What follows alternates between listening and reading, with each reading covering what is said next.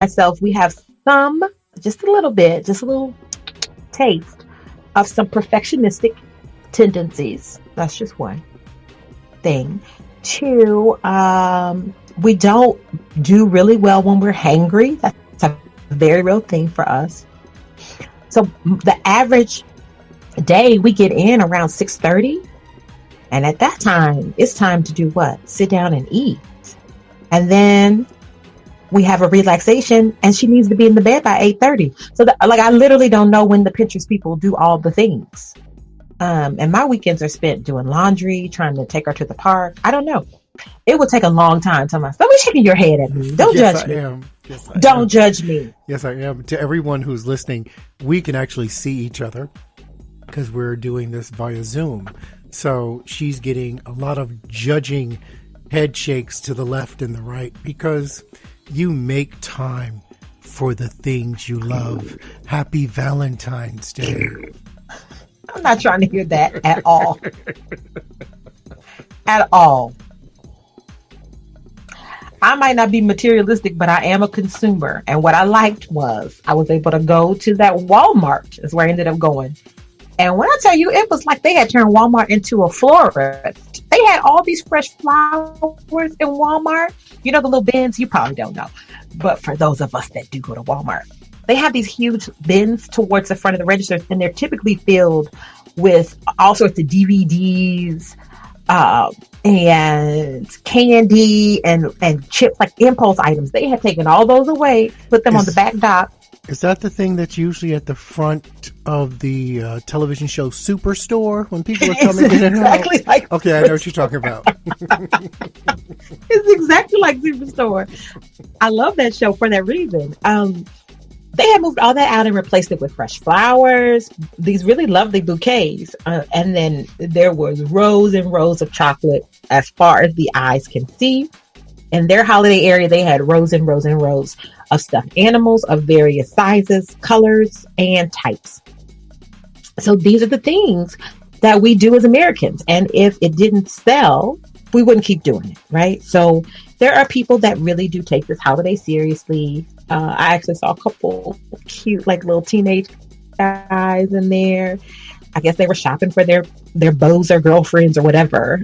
They were getting their stuffed animals and chocolate and like consulting with each other. It was very, very adorable. And so I think there's lots of wonderful things that come along with Valentine's Day. I think that it can be a genuine time for you to set aside to really re-engage with those important people in your life and demonstrate love and caring and investment in them. And I think just like almost anything else in life, it can have a shadow side too and can come along with some stressors and bring along some negativity in your life if it's not approached with the right kind of mindset. So, because love is for losers. That's why. Because love is for losers. So, yeah. We don't believe that. Well, maybe. So why don't we take a quick break and then we'll come back and talk a little bit more about the other side of Valentine's Day. Instead of texting your loved ones, send them a personalized video with your favorite photos and songs, blended by Miss Rose at www.memories.tech. Miss Rose will blend any song for lovers, children, teens, and all. Many blends are already in place. Take a look and see at www.memories.tech. These blends keep memories alive. See what magic Miss Rose can create for your special someone at www.memories.tech. So Valentine's can be a time. You see the difference there, people? Valentine's can be a time. Valentine's can be a times. Stop confusing people. I know, right?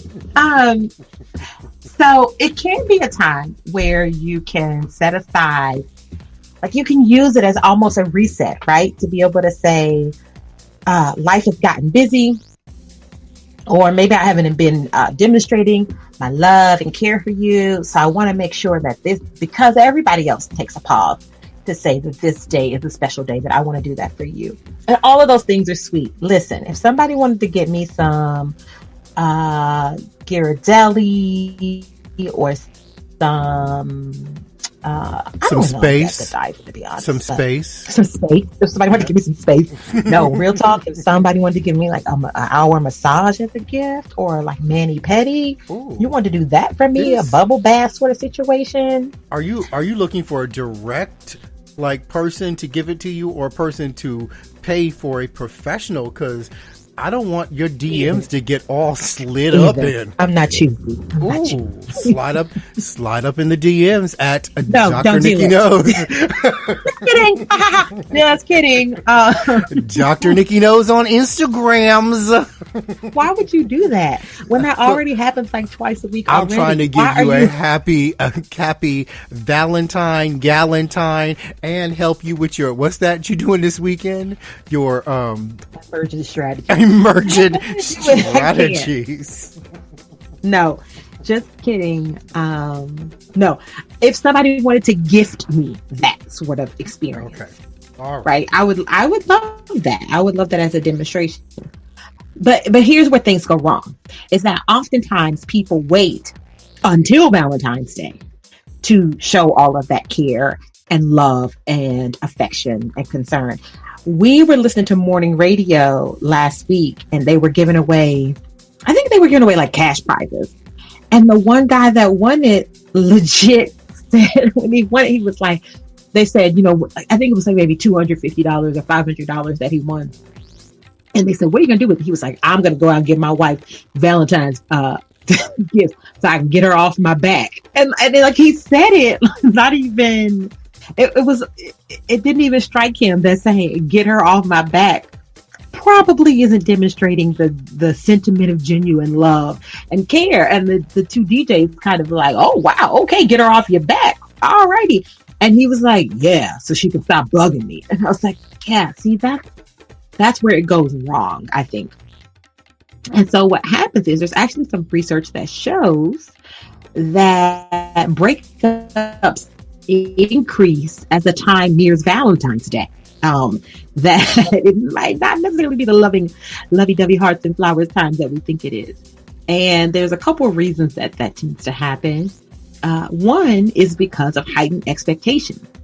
And I think there's probably a lot of people who can relate to being in that weird zone where it's not quite clear what the relationship is, but they're also not a virtual stranger. And so you're trying to figure out it. I've had this happen to me and talked to other people, like friends asking for advice about this too, where it could be a birthday or Valentine's Day, right? Like, what should I get them? I don't want to not get something, but do I just get a card, and what kind of cards? Because the cards are, that's a whole nother conversation about the greeting card industry, right? And how they contribute to our expectations. So what we find is around Valentine's Day, the expectations become higher. It's not enough to maybe do the things that you would regularly do, but the whole point of the holiday is that you're supposed to do something extra big, better than what you typically do. So, and sometimes that can create stress. And then what can also happen is when the partner doesn't provide a gift or experience that you think you should get, then that creates discord, tension, disappointment, frustration, etc. in the relationship. So, yikes.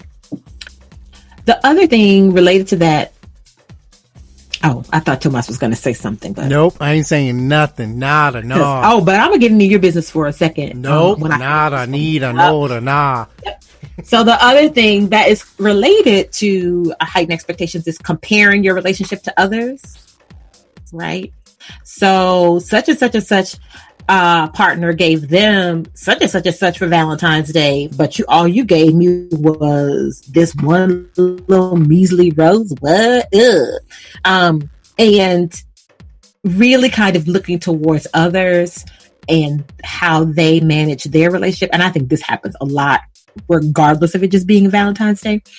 But looking towards others, especially those that you perceive to be your peers, and how they are celebrated and what happens and what they get for Valentine's, then looking at your relationship and having and using other people's relationship status somewhat as a barometer for yours. And we all know that that can cause problems, right? When you're more focused outward than inward, there's all sorts of opportunities for conflict and problems to arise. And then the third reason that we tend to see breakups increase or around Valentine's Day is magnification of existing problems. And what that means is if your relationship was janky on January 25th, it's going to look extra janky on February 10th, right? Like when you start thinking about what should I get this person for this gift? What do I want? Should we go out to dinner? Should we go do this thing? Friends of ours are having like a couples get together. And when you start thinking about you don't want to do that because of this person, or when they said something flip in the lip a couple weeks ago and that's pissed you off, but you still haven't said anything about it, it just starts to bring up how maybe you didn't even like the winter gift that they gave you, so you still feeling salty about that. So you wondering what they're going to do for you for Valentine, all of that stuff. It just makes it look bigger because we've created so much hype and what's the word, Tomas? It's hype, but also not expectation, right? We've put so much on this particular Valentine, this particular holiday, that everything else sort of looks a bit bigger. You know, it's funny. Yeah, I was just going to say, it's funny because you were, as I was listening to you, and I think all of those points you just brought were brilliant. It made me think, though, in all of that, it seems as though it was describing couples who lived for other people and not couples who lived for themselves, right? So, like, the expectation to have something great, like, is that for you, or is it you want something shiny so you can show your girls, hey, look what I got, you know? Or you could, tell your boys, hey, we did this and, we went here, that kind of thing. And so it just, I wonder if Valentines were placed in the perspective of this is a time, this is the day when the two of us can reconnect, what it would actually look like. Why are you trying to get all up in my show notes? So why are you trying to get all into my segues, though? Oh, okay. I didn't know you see you. Okay. No, I'm a professional, okay? Okay.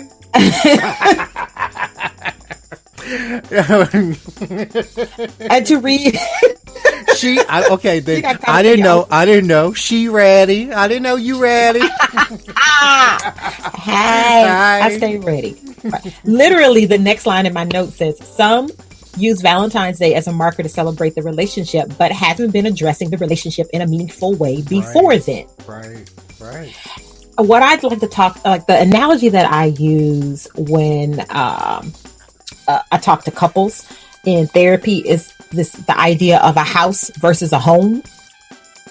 So lots of people can have a house, right? And this happens a lot, especially in long-term relationships, long-term committed relationships, where you've put a lot of investment into the running of the house, of the household, but you've forgotten that you have to invest in the home. And we all know that this idea of home is one that gets associated with all of the feelings of love, comfort, warmth, refuge, haven, safety, rejuvenation, all of those things. It is the psychological experience that is created within the physical space. And I think that that's where a lot of relationship tensions around Valentine's Day can arise, is that people have not been attending to their partner, to their partners, they haven't been turned inward enough, so that then when this particular moment in time comes around, it hyper focuses all their attention on all the things they haven't been paying attention to before. And you know why that is? Because love is for losers. No, because a chair is still a chair, even if Rest in peace, Luther. We miss you, Luther. We miss you.